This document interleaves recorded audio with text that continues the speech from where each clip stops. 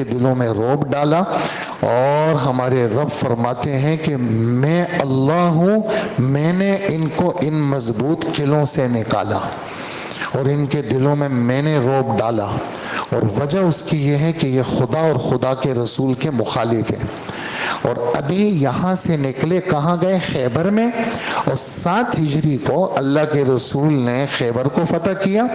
حضرت عمر کے زمانے میں خیبر سے ان کو نکالا، کہاں بھیجا؟ شام کی طرف بھیجا۔ یہ اول الحشر ہے اور وہ ثانی العشر ہے۔ حشر مانے جمع کرنے کے بھی آتے ہیں، نکالنے کے بھی آتے ہیں۔ تو ان سے کچھ مال ملا، ان سے مسلمانوں کو مال ملا۔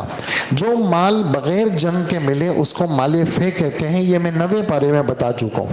یہ مال ملا، ہمارے رب فرماتے ہیں کہ اس مال میں ان لوگوں کا حصہ ہے، تقسیم اللہ کے رسول کریں گے۔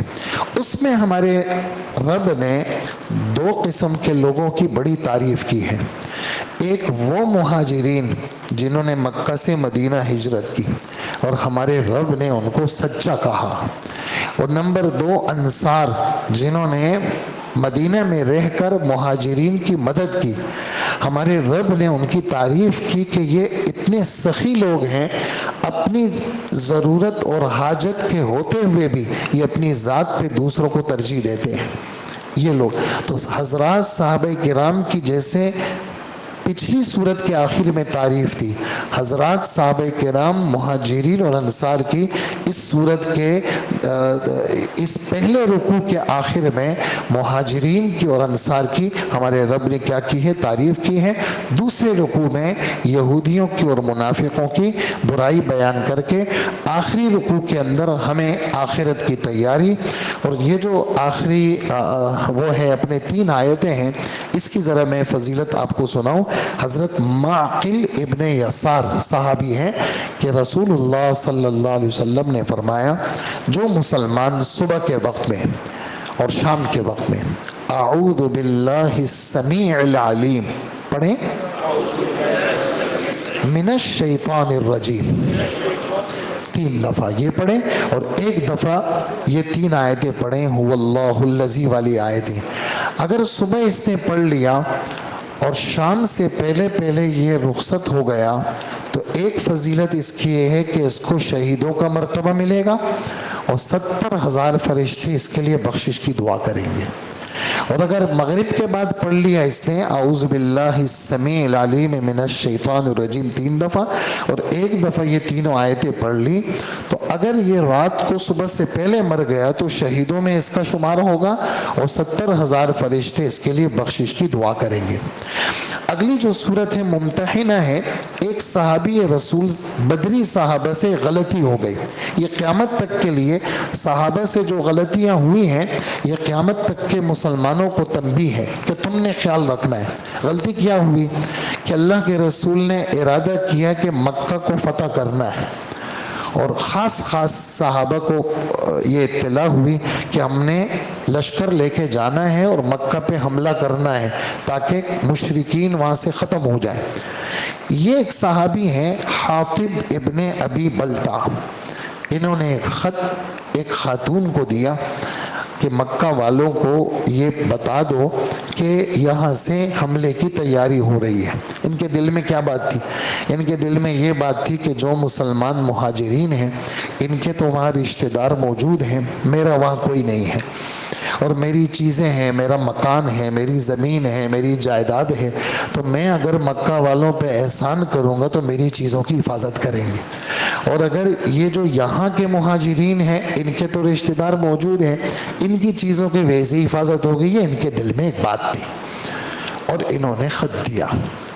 اللہ کے رسول کو جبرائیل علیہ السلام نے بتایا کہ آپ اس وقت 2 بندوں کو بھیجیں، اور جب یہ اس وقت روانہ ہو جائیں گے اگلے دن فلانے وقت میں ایک عورت جاسوسی کا ایک خط لے کے جا رہی ہے، اور جگہ کا نام ہے روضہ خاخ، وہاں پر وہ عورت ان کو ملے گی۔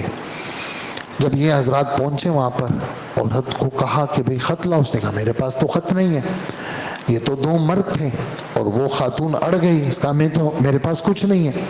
خیر جب انہوں نے تھوڑی سی دھمکی دی تو اس نے نکالا خط نکال کر کے ادھر آئے. عورت کو کیا پتا خط میں کیا ہے. جب خط پڑھا گیا تو اس میں یہ مضمون تھا جو میں نے آپ کو بتایا. اس پر اللہ کے رسول صلی اللہ علیہ وسلم نے حاتب کو کہا حاتب یہ کیا ہے؟ تو حاتب نے کہا اللہ کے رسول میں پکا مومن ہوں, میں منافق نہیں ہوں, اور میں نے یہ حرکت اس وجہ سے نہیں کی کہ آپ اور ہم سب کو شکست ہو جائے. میرے یہ یقین ہے کہ اللہ ہمیں فتح دیں گے. میں نے صرف اپنے مال اور چیزوں کی حفاظت کے لیے یہ حرکت کی, باقی اس کے علاوہ میں مذہب پہ مجھے کوئی شک نہیں ہے.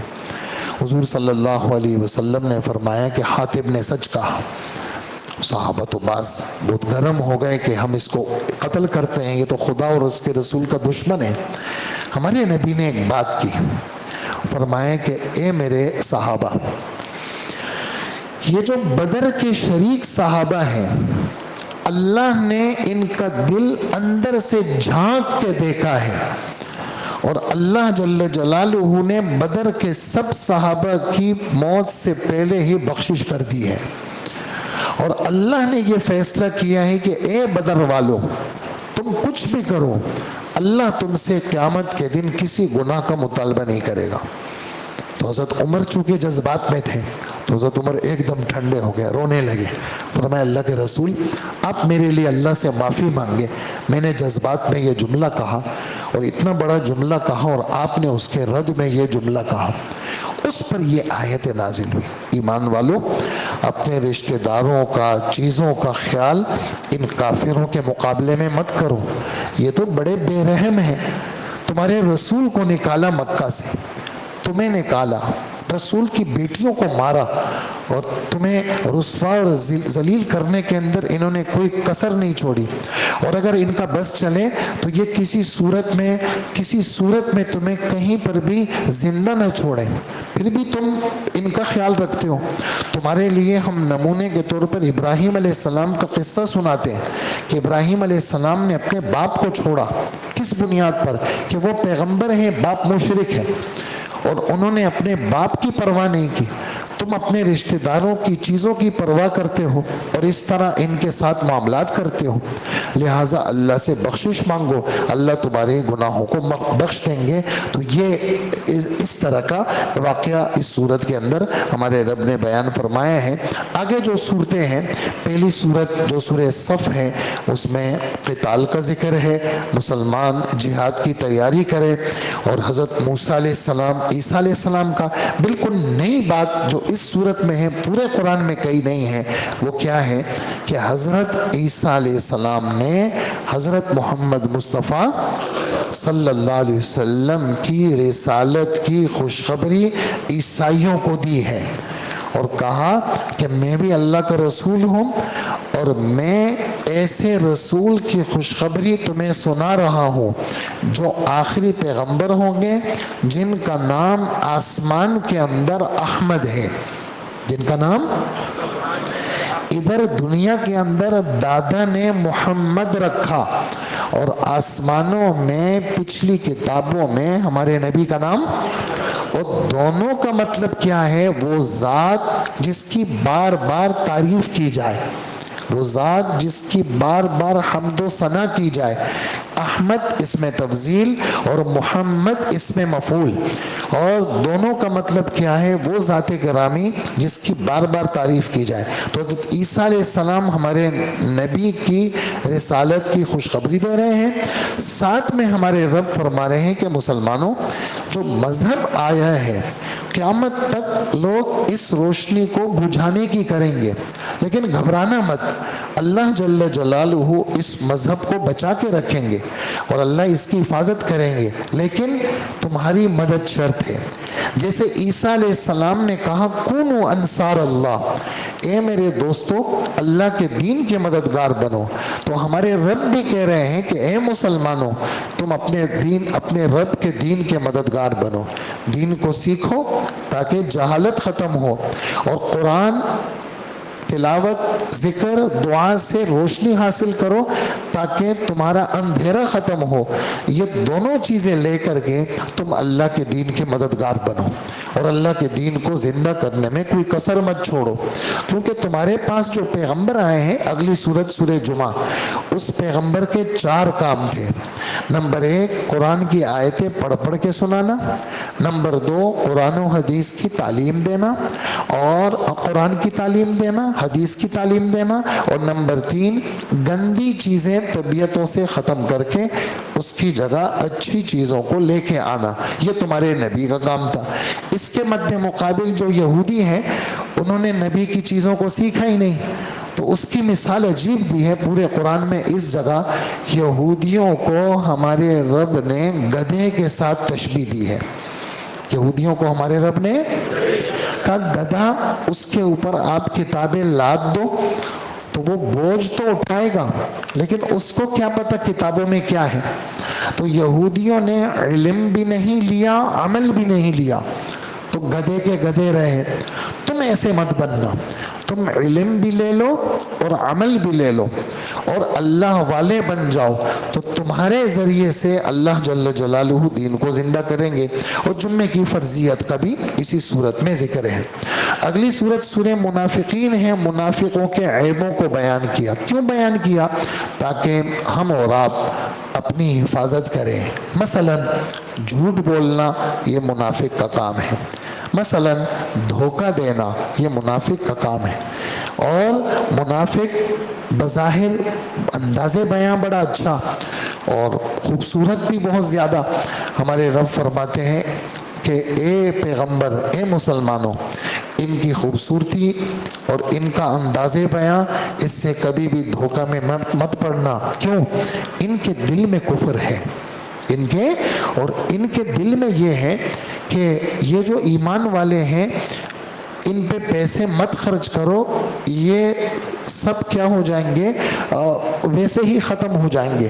تو دیکھو خزانے تو آسمان اور زمین کے اللہ کے پاس ہے، منافقوں کو کیا پتا. اور یہ منافق کہتے ہیں کہ ہم جب مدینے جائیں گے ہم عزت دار ہیں، اور مدینے والے مسلمان اللہ کے رسول نعوذ باللہ ذلیل ہیں، ہم عزت دار ان ذلیلوں کو نکالیں گے.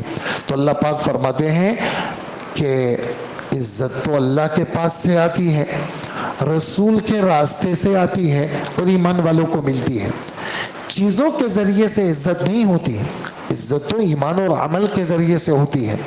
تو اس صورت میں منافقین کے عیوب کو بیان کر کے ایمان والوں کو کہا دیکھو تمہارے اموال، تمہاری اولاد تمہیں اللہ کے دین سے غافل نہ کرے. کہیں ایسا نہ ہو چیزوں میں، بچوں میں اور پیسوں میں پڑھ کر کے اللہ کو مت چھوڑ دینا.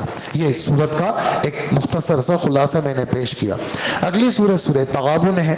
تغابن اگرچہ مدنی صورت ہے لیکن اس کا مضمون مکی صورتوں کی طرح ہے، یعنی اللہ کی عظمت کا بیان، اللہ کی بڑائی کا بیان، اور اسی طرح جنت اور دوزخ کا بیان. اور جو خاص چیز اس صورت میں اس دن عرض کر چکا ہوں کہ کسی پر کسی قسم کی کوئی بھی مصیبت آتی ہے وہ کس کے حکم سے آتی ہے؟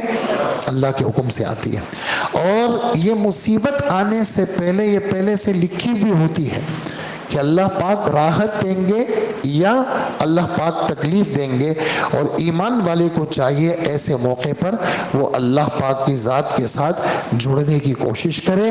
اور گھر کے اندر یہ جو تمہارے بچے ہیں اور تمہاری بیویاں ہیں یہ تمہارے لیے امتحان ہے، لہٰذا اس امتحان میں کامیاب وہی ہوگا جو ان کی تربیت کا سامان کرے گا. اور جو تربیت کا سامان نہیں کرے گا پھر انہی بیویوں کی وجہ سے اور انہی بچوں کی وجہ سے تمہارے لیے مشکلات ہوں گی. اور اس کے بعد کی جو صورت ہے سورہ طلاق، اس سورہ طلاق میں یعنی خاص مسائل طلاق کا ذکر ہے. اور جو خاص چیز ہے اس صورت کے اندر ایک تو یہ بات ہے کہ ہمارے رب نے پرہیزگاری اور تقوی کے فضائل کو بیان فرمایا. نمبر 1، جو متقی بنے گا اللہ اس کے لیے ہر تنگی میں سے راستہ نکالیں گے. اور ایسی جگہ سے اس کو رزق دیں گے جہاں سے اس کو گمان بھی نہ ہو۔ جو متقی بنے گا اللہ اس کے معاملات کو آسان کریں گے، جو متقی بنے گا اللہ اس کے گناہوں کو بھی معاف کریں گے، اور اللہ جل جلالہ اس کو بہت بڑا اپنی طرف سے اجر دیں گے، اور جو اللہ کی ذات پہ بھروسہ کرے گا اللہ اس کے لیے کافی ہو جائیں گے۔ اور ایک بات جو پورے قرآن میں صرف یہاں پر ہے، دیکھیں ہم 7 آسمانوں کا ذکر تو قرآن میں بکھرا ہوا ہے، لیکن 7 زمینوں کا ذکر صرف یہاں پر ہے۔ کہاں پر؟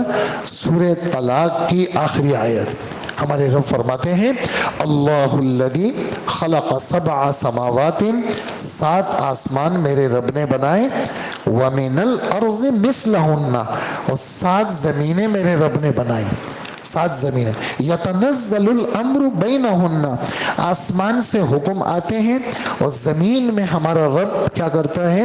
ان احکامات کو پھیلاتا ہے۔ اور ایک عجیب حدیث اس وقت میرے ذہن میں آئی، وہ میں آپ کی خدمت میں پیش کروں۔ حضور صلی اللہ علیہ وآلہ وسلم فرماتے ہیں عرش سے ایک رسہ اگر سیدھا باندھا جائے اور سیدھا 7 آسمانوں کو کراس کرتے کرتے زمین، اور 7 زمینوں کو کراس کرتے کرتے بالکل نیچے تک پہنچ جائے، اوپر سے بالکل نیچے تک ایک رسہ آ جائے، فرمایا اس رسے کی ابتدا یہاں بھی میری حکومت ہے، اور یہ رسہ بالکل آخر میں جو اس کا آخری سرا ہے ادھر بھی میری حکومت ہے۔ میری حکومت، میرا حکم کہیں خارج نہیں ہے، بلکہ کائنات کی ہر چیز پہ میرا علم بھی ہے اور میری حکومت بھی ہے۔ اور آخری صورت، چونکہ کل ہم نے 2 سپاروں کا خلاصہ پیش کرنا ہے، اور ختم والی رات میں ہم چونکہ وہ تفسیر نہیں ہوتی، چھوٹا سا بیان ہوتا ہے، تو کل اللہ نے چاہا 29 اور 30 دونوں پاروں کا خلاصہ پیش ہوگا۔ تو یہ آخری صورت جو ہے سورہ تحریم ہے۔ ہمارے نبی صلی اللہ علیہ وآلہ وسلم نے ایک دفعہ ایسا ہوا کہ آپ صلی اللہ علیہ وسلم کو بعض ازواج نے کہا کہ آپ کے منہ سے فلانی چیز کی بو آ رہی ہے۔ حضور صلی اللہ علیہ وسلم کو تو بو اچھی نہیں لگتی تھی، بدبو۔ آپ نے فرمایا کہ میں نے تو شہد پیا ہے۔ تو کہا کہ ممکن ہے کہ وہ شہد کی مکھی فلانی فلانی بوٹی پہ بیٹھی ہو، اس کا اثر شہد میں آ گیا ہو تو آپ کے منہ سے بو آ رہی ہے۔ تو حضور صلی اللہ علیہ وسلم کی زبان مبارک سے یہ نکل گیا کہ اللہ کی قسم میں آئندہ شہد استعمال نہیں کروں گا۔ اس پر اللہ پاک نے بڑے پیار اور محبت والی ڈانٹ، یا ایھا النبی لم تحرم، کہ جو چیز حلال ہے اللہ، اے نبی آپ اس کو اپنے اوپر حرام کیوں کر رہے ہیں؟ اور اس میں آپ جو ہیں وہ اپنی بیویوں کی چاہت کو سامنے رکھ رہے ہیں، حالانکہ آپ کو تو اللہ کی چاہت سامنے رکھنی تھی۔ اور پھر بھی یہ ہو گیا، اللہ غفور الرحیم ہے، اللہ معاف کر دیں گے۔ آپ نے یہ قسم کھا لی، اس کا کفارہ دے دیں آپ، لیکن جو ہے وہ اس قسم کی حلال چیزوں کو اپنے اوپر حرام کرنا یہ ٹھیک نہیں ہے، جس کو کہتے ہیں محبت بری ایک ڈانٹ ہے یہ۔ جیسے کہ پیچھے 10ویں پارے میں بھی اس قسم کی ایک آیت ہے، ہمارے نبی نے، جو مسلمان تھے، کسی نے اجازت لی کہ میں نہیں جا رہا اللہ کے راستے میں، تو آپ نے دے دی اجازت، حالانکہ ان کا کوئی عذر ایسا قوی نہیں تھا۔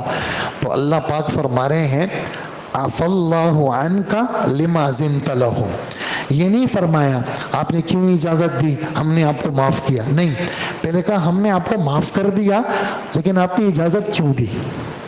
یہ بھی کیا تھا؟ ایک محبت برا یہ ڈانٹ کا ایک انداز کہ آپ کو ہم نے معاف کر دیا لیکن آپ کو اجازت نہیں دینی چاہیے تھی، اس لیے کہ اجازت کا مطلب یہ ہوا کہ یہ لوگ آپ کے ساتھ نہیں جائیں گے، مسلمانوں کی جماعت کمزور ہوگی، آپ اجازت نہ دیں، لیکن ہم ایڈوانس پہ کہہ رہے ہیں آپ کو کہ ہم نے آپ کو معاف کر دیا۔ یہاں پر بھی ایسے ہی محبت برا ایک انداز ہے، اور اس کے اندر آپ کی ازواج کو بھی ڈانٹ پڑی ہے اللہ پاک کی طرف سے کہ تم لوگ اگر نبی کو تنگ کرو گی تو نبی تمہیں طلاق دے دیں گے، اللہ پاک نبی کے لیے اور بیویوں کا انتخاب کریں گے، لہٰذا نبی کو تنگ مت کرنا۔ نبی کو تنگ مت کرنا. اور ایمان والوں کو ترغیب ہے اپنے گھر کا نظم بناؤ, ان کو تعلیم سے آراستہ کرو اور عمل سے آراستہ کرو تاکہ تمہارا گھر دوزخ کی آگ سے بچے. اور سب ایمان والوں کو ترغیب ہے توبے کی, اور توبہ کی ترغیب بھی ہے, قبولیت کا وعدہ بھی ہے. اور اخیر کے اندر ایک عجیب بات ہے, بس آخری بات ہے, بالکل آخری بات ہے, اس کے بعد ہم بات ختم کرتے ہیں, کہ نبیوں نے, ہمارے رب نے 3 مثالیں دی. حضرت نوح علیہ السلام, سننے کی بات ہے یہ, نوح علیہ السلام اور لوط علیہ السلام, یہ دونوں نبی ہیں, ان کی بیویاں مسلمان نہیں ہیں. اچھا, فرعون خدا کا دشمن ہے, اس کی بیوی مسلمان ہے. اور حضرت مریم شوہر نہیں ہے ان کا, لیکن پاکیزہ خاتون ہیں. یہ 4 قسم کی عورتوں کی, 3 قسم کی عورتوں کی, 2 کافرہ ہیں نبی کی صحبت میں, ایک مسلمہ ہے کافر کی صحبت میں, اور ایک کے شوہر نہیں ہے لیکن بیٹا اللہ نے دیا بغیر شوہر کے, اللہ کے حکم سے ہوا, وہ خاتون ہے نبی کی ماں ہے. یہاں پر کافی ساری باتیں ہیں, صرف ایک نقطے پہ میں بات کروں گا, وہ یہ ہے کہ دیکھیں, نبی کی بیوی کافر تو ہو سکتی ہے لیکن بدکار نہیں ہو سکتی.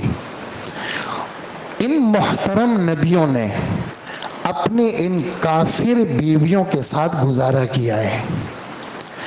ہم آپ کو یہ ترغیب ہے کہ ہماری تو عورتیں مسلمان ہیں, ہم اپنی عورتوں کے ساتھ گزارا نہیں کر رہے, اور گھروں کی شکایتیں آ رہی ہیں, دھمکیاں دے رہے ہیں جی طلاق کی. حضرت پہلے صف کے نمازی اور بیوی کو کہتے ہیں تو سدھر جا ورنہ میں تجھے طلاق دوں گا. کتنی بری بات ہے. ہمارے نبی فرماتے ہیں جو عورت ہے نا, اس کے مزاج میں ٹیڑھا پن ہے, یہ ٹیڑھی رہے گی, تو نے گزارا کرنا ہے. اب بات بات پہ اس نے اپنے باپ کو چھوڑا تمہارے لیے, اس نے اپنی ماں کو چھوڑا تمہارے لیے, جوانی اس نے اپنی ساری تیرے ساتھ قربان کر لی. اب تو جناب تیری بنتی نہیں ہے, اور تو آ کر کے بات بات پہ اس کو دھمکیاں دے رہے. کتنی بری بات ہے. اس نبی نے لوط علیہ السلام, نوح علیہ السلام, اللہ پاک فرماتے ہیں کانتا تحت عبدین من عبادنا الصالحین, یہ دونوں عورتیں کافر ہیں اور میرے 2 نیک بندوں کے نکاح میں تھی. لیکن کیا ہوا کہ ان نبیوں کو تکلیف ضرور ہوئی, اس لیے کہ بیوی اگر دیندار نہیں ہوگی, مولانا ابراہیم صاحب اپنے ایک بیان میں فرمانے لگے جن نبیوں کی بیویاں دیندار نہیں تھی ان نبیوں کو دین کے پھیلانے میں مشکلات کا سامنا کرنا پڑا. اس لیے ہمارے نبی کی جو بیویاں تھیں انہوں نے ہمارے نبی سے دین لیا اور امت کو دین دیا. ہمارے نبی کی بیویاں نبی کی محنت میں شریک تھی, جب بھی اللہ پاک نے 2210 حدیثیں حضرت عائشہ کی برکت سے امت تک پہنچائی. گھر کے اندر بستر کی باتیں, گھر کے اندر بیت الخلا کی باتیں, گھر کے اندر غسل کی باتیں ہیں, گھر کے اندر کی چیزیں کائنات کا کوئی فرد نہیں بتا سکتا. کون بتائے گا؟ نبی کے اندر گھر کی چیز کون بتائے گا؟ حضرت عائشہ رضی اللہ تعالی عنہ بتا رہی ہیں اور فرما رہے ہیں کہ یہ ہمارا دین ہے, اور اس طرح ہمارے نبی نے ایسے کیا ہے. اور ایسے یعنی ان معاملات میں مثال کے طور پر ہمارے نبی مسجد میں ہے اور یہ اس طرف گھر ہے اللہ کے رسول کا, تو حضرت عائشہ کو کہا عائشہ ذرا مصلی دینا, مسجد میں ہیں آپ, عائشہ گھر میں. عائشہ نے کہا اللہ کے رسول میں تو ناپاکی کی حالت میں ہوں. تو اللہ کے رسول نے فرمایا کیا ہوا, تیری ناپاکی تیرے ہاتھوں میں تھوڑی ہے, وہ تو نماز نہیں پڑھ سکتی, روزہ نہیں رکھ سکتی, باقی تیرا یہ حیض تیرے ہاتھوں میں تھوڑی ہے, مصلی اٹھا دو مجھے دے دو. امت تک یہ بات آ گئی جی. ان دنوں کے اندر, ان دنوں میں مسجد میں آ نہیں سکتی, لیکن یہ چھوٹی چھوٹی باتیں, مثال کے طور پر روزہ ہے. حضرت عائشہ رضی اللہ عنہ فرماتی ہیں, مسئلہ پوچھا کسی نے کہ روزے کے اندر اپنی بیوی کی قربت, تو حضرت عائشہ رضی اللہ عنہ نے فرمایا نہیں, بیوی کے ساتھ قربت تو ٹھیک نہیں ہے, روزہ خراب ہو جائے گا. اور کہا کہ اللہ کے رسول، تو فرمایا وَكَانَ أَمْلَكَ عَلَىٰ عَرَبِهِ، اللہ کے رسول کو اپنی ذات پہ کنٹرول تھا. تم اللہ کے رسول کی طرح نہیں ہو سکتے، تم روزے کے اندر اپنی بیویوں سے دور رہو. تو یہ گھر کے اندر اندر کی باتیں. تو جن نبیوں کی بیویاں دیندار تھی وہ نبی کی محنت میں شریک تھی، لیکن جن نبیوں کی بیویاں دیندار نہیں تھی، رکاوٹیں تو آئیں لیکن انہوں نے اپنی بیویوں کو طلاقیں نہیں دی، کفر کے باوجود گزارے کیے.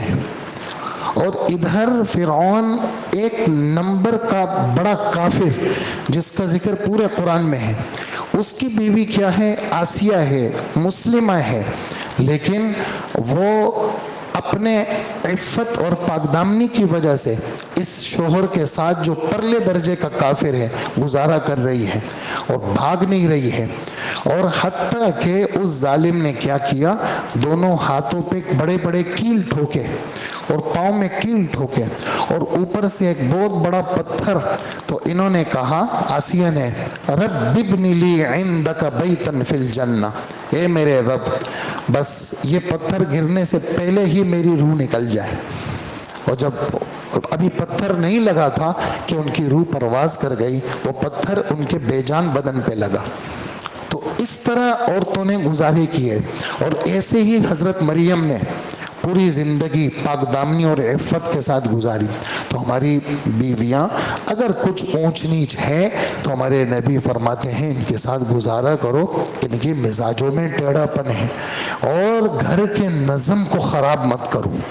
گھر کے نظم کو، بچے ہیں، بچوں پہ کیا اثر پڑے گا؟ تمہارے بچے تم دونوں کی لڑائی کو دیکھ کر کے تمہارا بیٹا، تمہاری بیٹی، شادی شدہ، غیر شادی شدہ، ان کے اوپر اچھے اثرات نہیں پڑتے. اور یہ سب چیزیں کہاں سے آتی ہیں؟ یہ بے دینی سے آتی. اس لیے ہمارے نبی، آج بھی حدیث گزری عصر میں، اس دن بھی گزری تھی اعتکاف والوں میں، حضرت معاذ کی ایک لمبی حدیث ہے. اخیر میں فرمایا، پورے دین پر قابو پانے کی چیز بتا دوں؟ جی بتا دیں.